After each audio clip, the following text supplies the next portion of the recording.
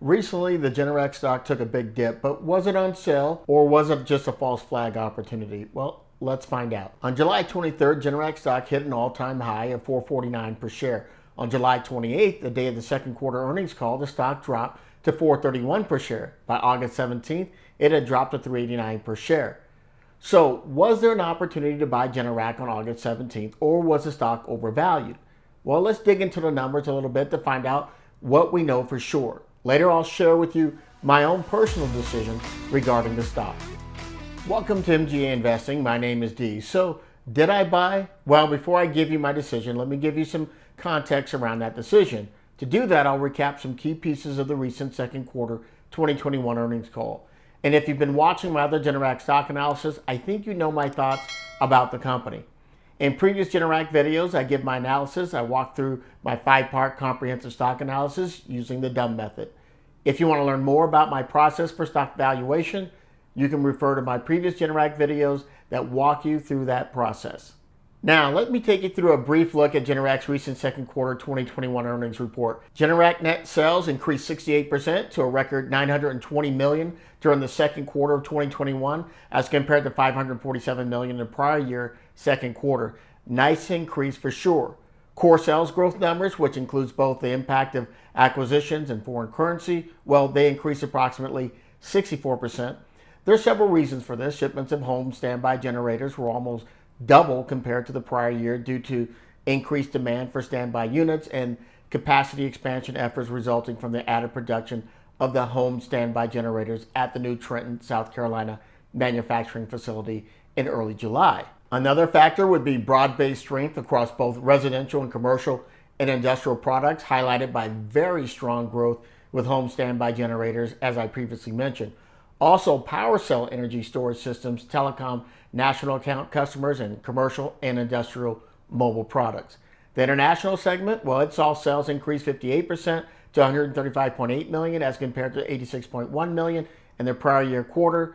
Two items in that segment represented nearly 13% of the revenue growth for the quarter were acquisitions and foreign currency. The European and Latin American regions, well, they saw an expected sharp increase in demand of these markets as they began to recover from the prior year COVID lows, which was a significant reason for international sales growth in the quarter. Gross profit margin was 36.9% as compared to 38.2% in the prior year second quarter, a story very familiar to most companies right now due to the pandemic. The current quarter's margin performance was impacted by a higher cost of goods sold, such as raw materials and labor. Also, additional increase in costs related to logistics and plant startup costs. Now, some of these increased costs, as well as overhead, were partially offset by increased pricing and higher sales volumes. Residential product sales grew 76% to $600 million as compared to $344 million last year. Most of this was domestic, which begs the question, how much more can it grow in this area?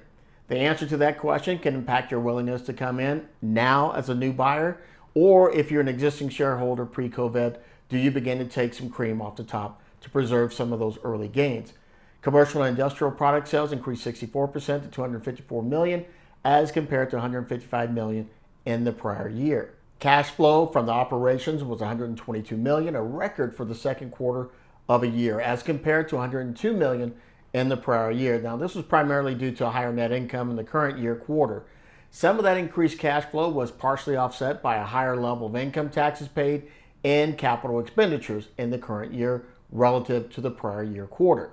Free cash flow was also a second quarter record at $96 million as compared to $89 million for 2020. As expected, operating expense increased $37.4 million or 31.3% compared to the second quarter 2020. Again, expected when sales volume increases. You typically see variable expenses increase, such as employee costs and incentive compensation. Also, the increase in operating costs is the impact of acquisitions, because on June 1st, the company closed on the acquisition of Deep Sea Electronics Limited, an advanced controls designer and manufacturer headquartered in the United Kingdom. Now, on July 2nd, the company closed on the acquisition of Chilicon Power LLC, a designer and provider of grid interactive microinverter and monitoring solutions for the solar market. They're located in California. Now, Generac believes these two acquisitions will enable them to expand their capabilities and accelerate their strategy to transition into an energy technology solutions company. Missing in this earnings report, unfortunately, as in the first quarter 2021 results, were the specifics about Generac's power cell energy storage system sales and revenue growth. The only thing that was said was, quote, the power cell energy storage systems were up dramatically compared to the prior year, end quote, whatever that means. And some other talk devoid of details about gaining important traction in the clean energy market. I'd like to hear more specific numbers from Generac in the future regarding power cell numbers. Nearly all important detailed numbers for measuring success in this segment of their business have been pretty much missing from most of Generac's reporting. And as an investor, if you're telling me it's going to be such a significant part of your business plan going forward, well, I'd like a little bit more detail. A few other side notes: weighted average common shares outstanding, well, they increased slightly up to 64 million from a previous prior year second quarter 63 million. That's an issuance of 724,456 more shares, which was to be expected with the acquisition. Honestly, I was expecting to see more sell-off from some of the executives as the stock hit an all-time high last quarter, but there were only 2 executives selling off fairly decent shares amounting to just over $2 million each. So in summary, I didn't see anything significant in terms of dilution of shares.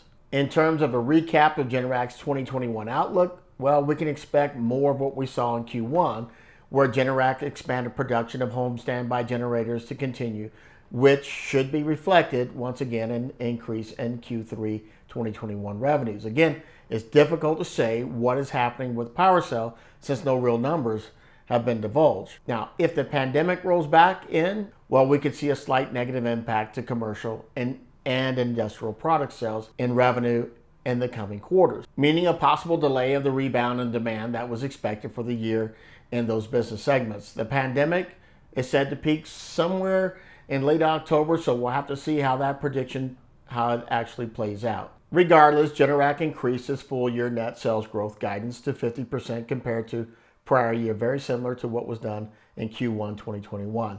This could be possible as the company is still sitting on a ton of backlog orders hampered by supply chain shortage challenges and production capacity. By all accounts, Generac looks to be in a good position. It is paying down some of its debts from the increased cash and making key acquisitions to shore up its energy solutions portfolio. Now, I do have some short-term and mid-term concerns as we walk through the third and fourth quarters that I just got to mention, right? Supply chain shortage issues that have many analysts concerned, as I am, but I also realize competitors are experiencing similar challenges.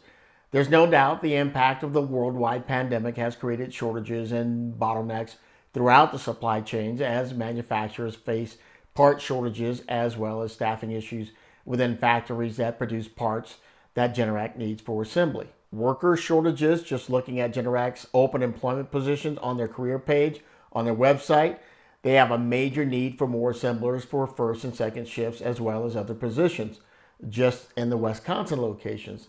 This is both a good and, well, a bad sign. Good because it means they're really backlogged on orders due to increasing demand.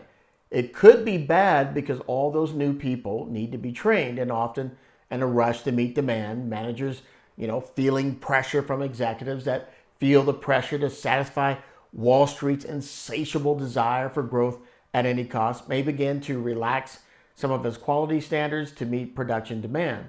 In other words, quality gets sacrificed on the altar of corporate profits in order to make quarterly estimates. My obvious concerns are that this could negatively impact quality short to midterm and damage the brand right at the time the broader consumer base is just discovering the need for a standby power system. We saw this happen with Boeing with the 737 MAX 8 and the 787 Dreamliner, where employees were forced to work longer hours to meet production targets.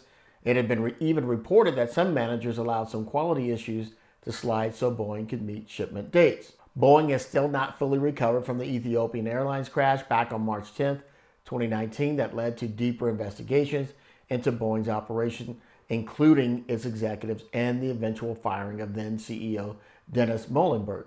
My hopes are that Generac avoids the Boeing playbook and plays the long game. I'll be watching them closely for the telltale signs that they're not going in the wrong direction. The canary in the coal mine for me will be, product quality and employee retention. A little bit more difficult to measure as an outsider, but I'll be monitoring sites like Glassdoor to see if there are more disgruntled employees leaving comments. I like Generac for many of the reasons I provided in my multi-video stock analysis found on the MGA Investing YouTube channel. As I mentioned in my opening, the stock price took a nice dip immediately after the earnings call. The stock price continued to fall due to negative market sentiment early in the day and the general market being down early on August 19th. I wind up buying about 17 shares on August 19th, not a large number of shares by any means. The first 7 early in the morning near market open, and then another 10 about 20 minutes later as I saw the stock heading upwards. I'd actually budgeted to purchase about 50, but was a little tenuous. I felt the stock could go either way on me, and I wanted to manage my downside in the event that I had to park in the stock at this price for a while and tie up my money that I was actually waiting to use for another stock purchase I've been waiting for some time. Back to this question, is Generac overvalued? That depends on the analyst. It's definitely been selling at a premium of late.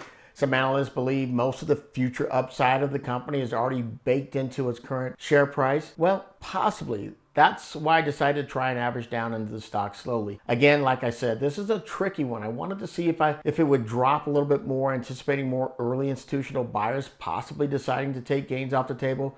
With that in mind, I made this what I call an event buy. Now, I won't dive deep on this tactic right now, but I usually find about 2 to 3 times a year opportunities that I like and willing to take where a stock goes down 8 to 10% just because of recent earnings reports and the unfortunate timing of the entire market being down slightly for some reason or another that adds additional downward pressure on a particular stock and a possible buying opportunity. On an event buy, I'm looking for a 15 to 20% return, and then I'm out unless the company gives me a reason to stay, because nothing that is already selling for a premium, well, goes up forever. But then again, I bought Amazon years ago on an event buy at $7.81 a share, which I thought then was a premium. This is what I wrote in my portfolio journal back on October 28, 2016. Quote, Amazon had fell more than 8% from the prior day based on bad earnings reports, which missed by 22 cents per share. Amazon has also disclosed they had invested in 23 new warehouses, planes, and new technology. I thought it time to buy as some investors took profits and ran off on the bad news reports, end quote. I still own every one of those shares of Amazon today, but I've also been on the opposite side where I bought on the decline and had to wait a couple years for it to come back around. It was Baron Rothschilds that said, buy when there's blood in the streets, even if the blood is your own.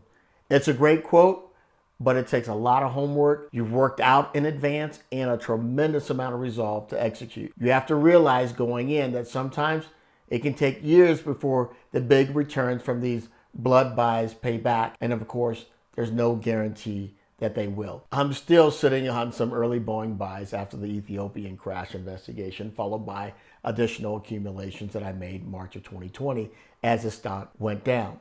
The pandemic has certainly held the stock returns. Well, it's held them ransom. I've won on more of these than I've lost, so I'm willing to take the calculated risk within a portion of my portfolio. Another question you'll have to consider if you're thinking of adding more shares of Generac right now: is there more room to grow in the home market as well as commercial and industrial for Generac? I seem to think so. The world, and especially the U.S. businesses, have already begun their transition to more people working from home. And although this may pull back slightly when the pandemic subsides, it will be at a much higher rate that more people will work from home. With increased gas prices nationwide and reduced commutes, because more people are working from home, more people are making the decision to transition to EVs. Teslas specifically, because even in their strained supply, they're still the most available EV in the market. If Tesla delivery delays are any indication of the public's increasing demand for EVs, there's no doubt there will be a greater demand for supercharger capability. As other manufacturers arrive late to the EV world,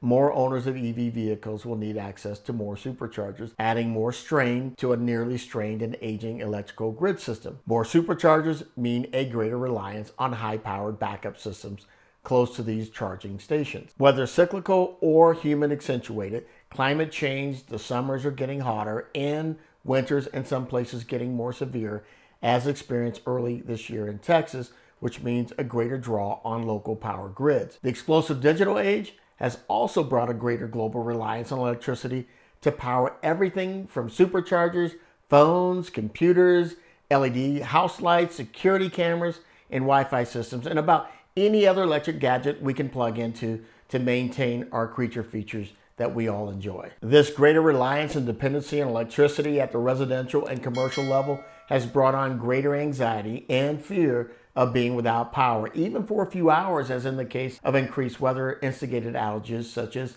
freezings, hurricanes, flooding, and tornadoes, and even fires. All of these factors continue to contribute to greater consumer awareness of the need for power backup at home and at work. And although Generac owns 70% of domestic market share of residential standby units, 97% of homeowners are still without an automatic backup system. The growing demand for commercial power backup, well, it will continue to grow when you consider that the average gas station and convenience store loses $25,000 in revenue on a down day. The average hotel loses $56,000 in revenue on a down day. The average restaurant, well, will experience a 30% loss due to food spoilage on a down day. Retail stores can lose up to $25,000 in revenue on a down day. So was it a good buy at $3.89 a share? Only time will tell. No one has a crystal ball into the workings of the market, though many may claim it. We take the best available information, we try to make sense of it, and then we make a decision. Sometimes that decision works out, sometimes it doesn't. Sometimes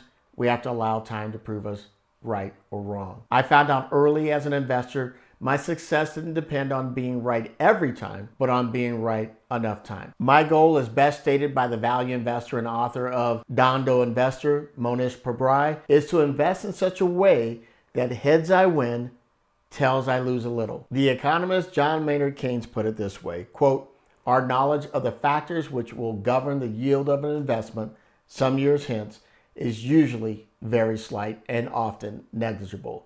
If we speak frankly, we have to admit that our basis of knowledge for estimating the yield 10 years hence of a railway, a copper mine, a textile factory, the goodwill of a patent medicine, an Atlantic liner, a building in the city of London amounts to little and sometimes nothing, or even 5 years hence."